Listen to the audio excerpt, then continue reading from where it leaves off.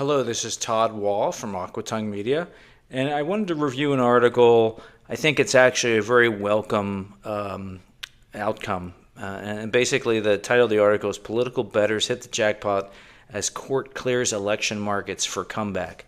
And so, like I said, I think this is a good development, and we'll go through the article and then I'll kind of explain why.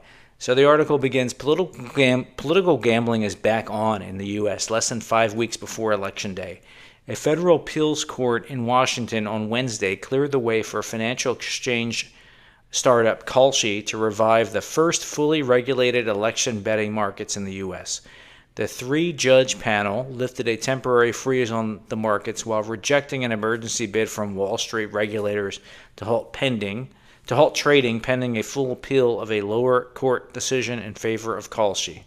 Now Kalshi will be able once again to offer trading on whether Republicans or Democrats will control Congress next year and possibly more. The company has suggested it plans to expand its election betting markets well beyond which party controls Congress to other political contests, including the presidential election. Well, that's kind of a weird way to lead. The presidential election is the one that people care about and will have the most interest. We are incredibly honored to bring safe, regulated, and trusted election markets to the U.S., Kalshi CEO Tariq Mansour said in a statement. This week is the dawn of a new era for financial markets. That's a little bit overdone, but in any event, the CFTC, the financial regulator clashing with Kalshi over the markets, did not have an immediate comment. Interactive Brokers, IM and Interactive Brokers customer, and actually I've been getting emails from them, is planning to launch its own election betting markets on Thursday, according to a spokesman. The ruling is a major win for the burgeoning political betting complex in the U.S. Historically, American traders vying to wager on who will win the White House, a Senate seat, or some other race have had to do so by concealing their locations online to use offshore markets or through academic ventures that only allow bets of several $100s. So there is a site that's pretty prominent, actually, called Predictit. I think they're based in New Zealand, if I'm not incorrect. And so, like this paragraph said, basically, if you wanted to bet there, you'd have to kind of conceal your identity and bet. There's also a market that's run by the University of Iowa that they're referring to that had very limited bets. The cap on the bet was pretty low. It was really for gathering or conducting academic research on whether prediction markets outperform polls and things of that nature. So they kind of had an exemption for this general prohibition against betting markets within the U.S. The article continues, but Kalshi's markets represent a new frontier in gambling on U.S. elections. And see, that's the term I don't like. It is gambling, and clearly there are people who will gamble, but there are legitimate commercial uses for some of these markets. Like obviously companies, and people tend to think of energy companies because it's a very easy example. But an energy company, a natural gas exploration and production company, they might sell futures against the price of natural gas. If the price of natural gas goes down, they make money on their futures contract. They'll make less money on the physical than they anticipated, but they'll offset that with a gain in their futures contract. And if they sell and prices go against them, prices go up, they lose money on their futures contract, but they're sort of making it on the physical. They're kind of locking in a price, creating certainty, and sort of locking in a certain financial outcome. And I can see these contracts being used in the same way. I mean, this is a very simple example, but if you had a political candidate, let's say a presidential candidate who ran on, was a populist, one of their platforms was they were going to contain drug prices, they were going to put a cap on drug prices.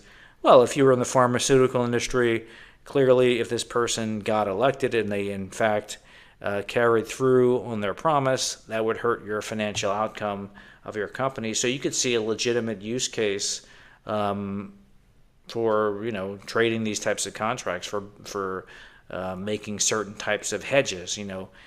One person's gamble is another person's hedge. So I just want to say that I think that gambling, clearly there'd be an element of people involved who'd be gambling, but I do see legitimate commercial uses for these. So the article continues, the exchange specializes in the trading of financial products that are known as event contracts, which are effectively wagers on whether a certain event is likely to happen. Beyond elections, Kalshi provides trading on economic data, how many launches SpaceX will have this year, and whether certain movies will be nominated for Best Picture at the Oscars. The CFTC says election betting derivative markets violate federal and state law while posing a threat to the integrity of American elections because they are subject to manipulation by well-heeled traders. CFTC Chair Rostin Benham has warned that markets also risk pulling the agency into the uncomfortable position of election cop. I